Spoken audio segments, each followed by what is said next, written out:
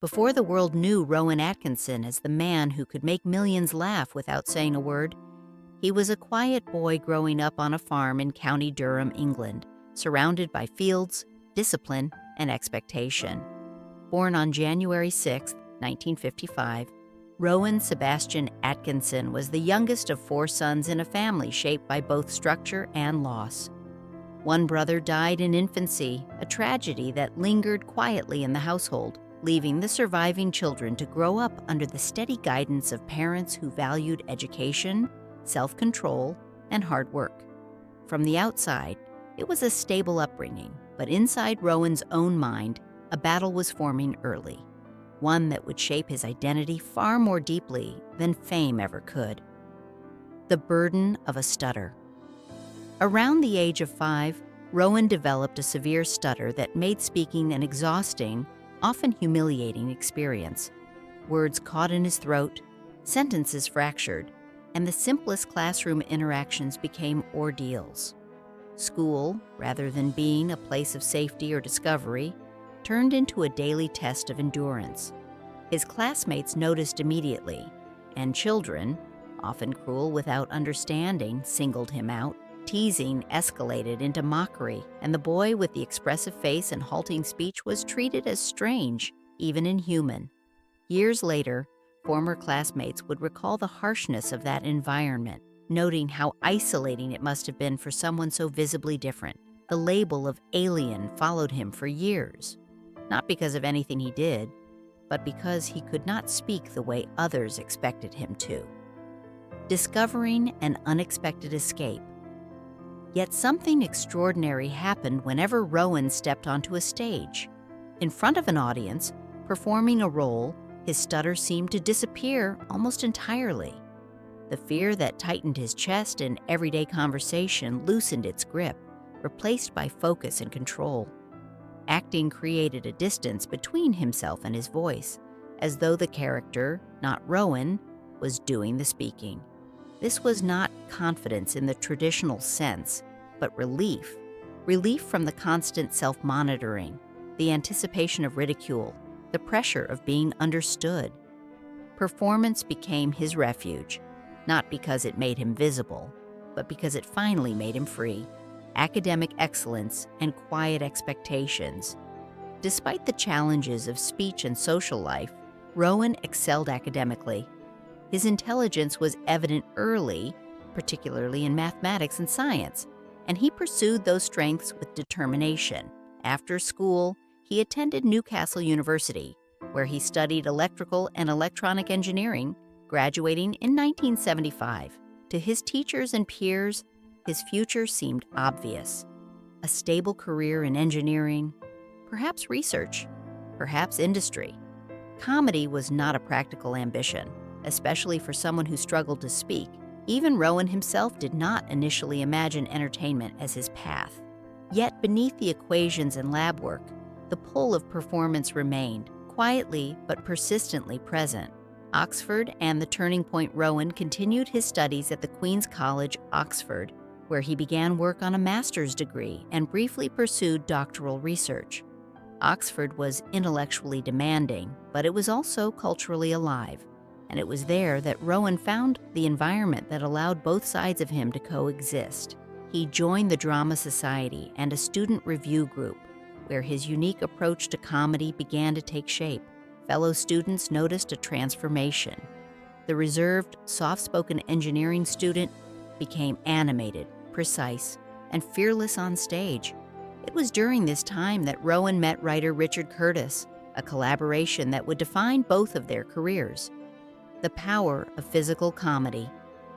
What set Rowan apart even then was not verbal wit alone, but his instinctive understanding of physical comedy.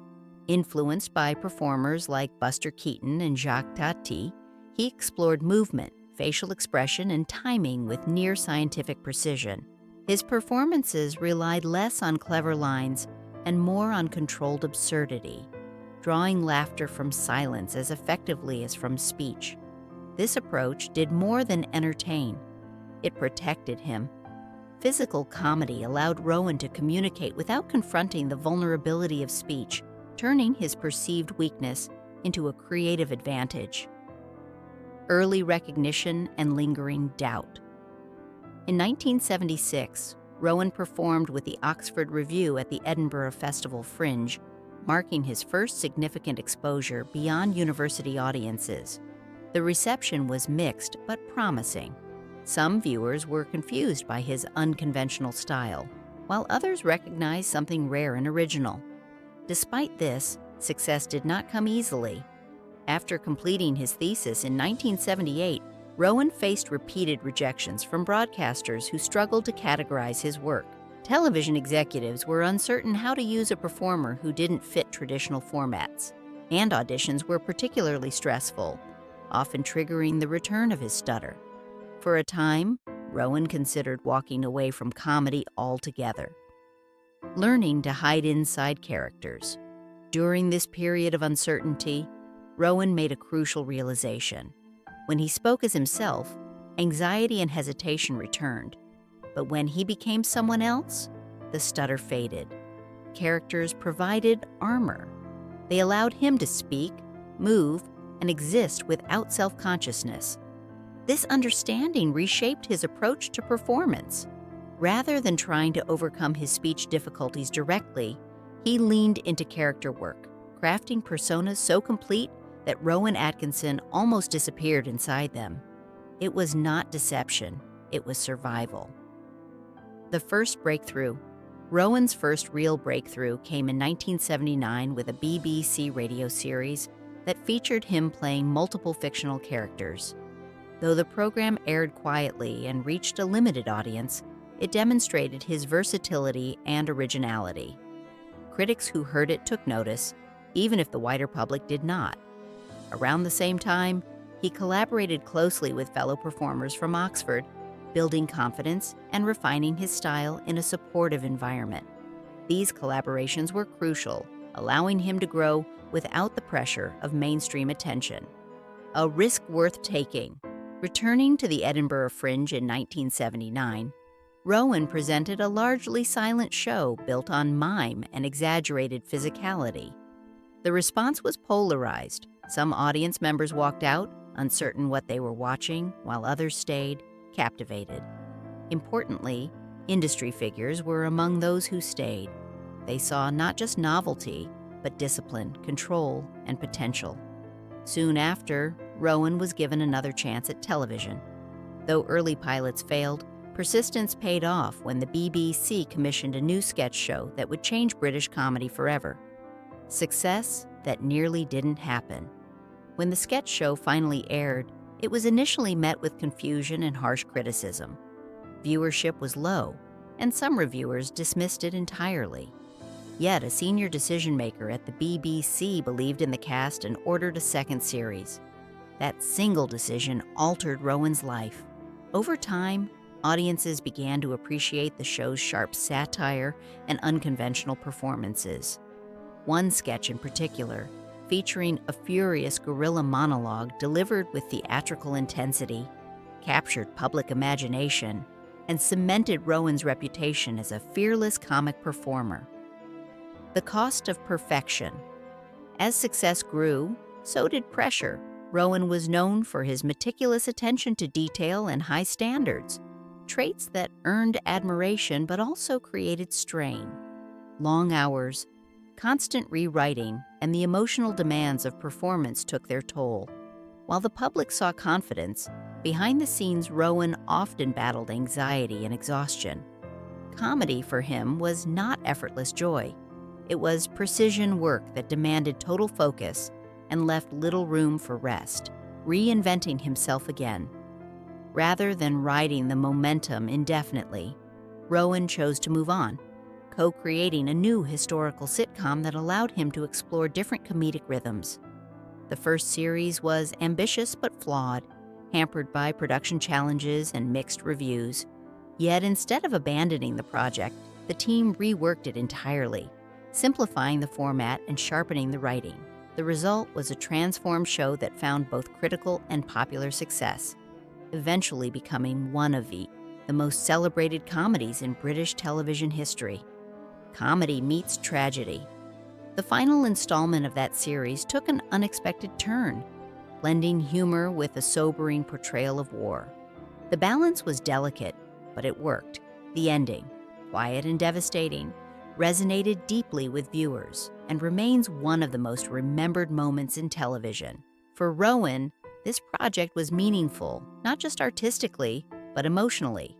It was collaborative, supportive, and, by his own account, less isolating than much of his earlier work. The birth of a global icon. Then came the character that would define him to the world. First appearing on television in 1990, this almost silent figure relied almost entirely on physical comedy, making him instantly accessible across cultures and languages. The show's success was unprecedented, reaching audiences in nearly every country and turning Rowan into an international star. Ironically, the character's minimal speech mirrored the very struggle Rowan had lived with for decades: the hidden toll of laughter.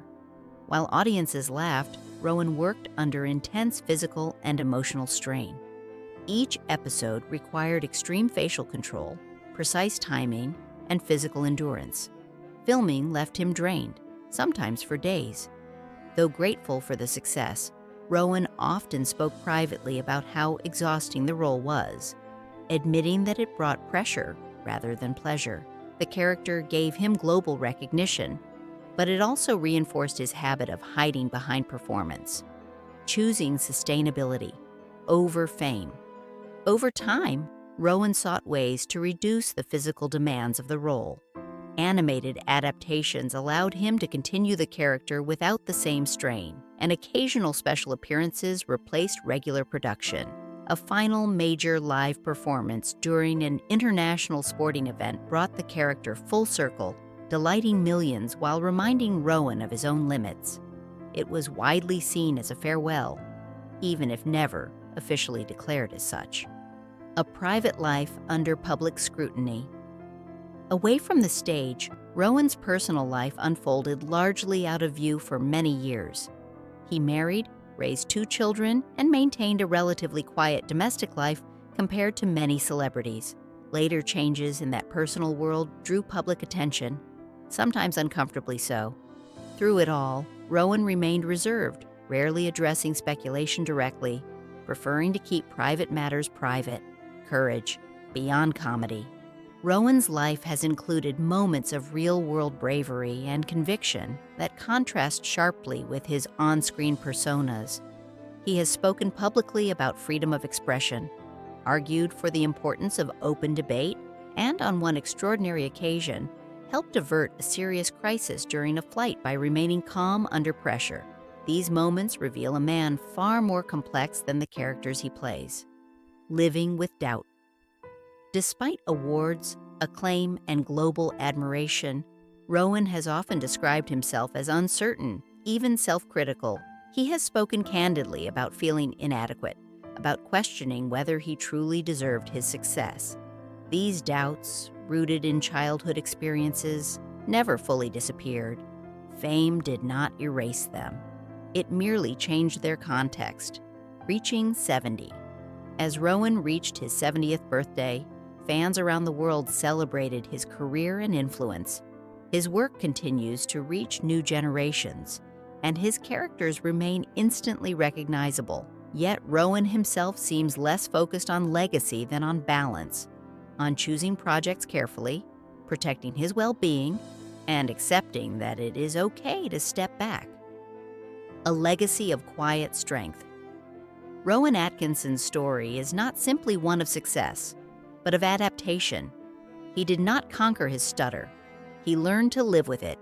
He did not erase his fear. He found ways around it.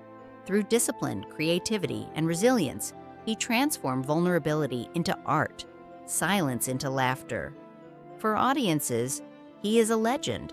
For himself, he remains a work in progress. And perhaps that is what makes his journey so deeply human.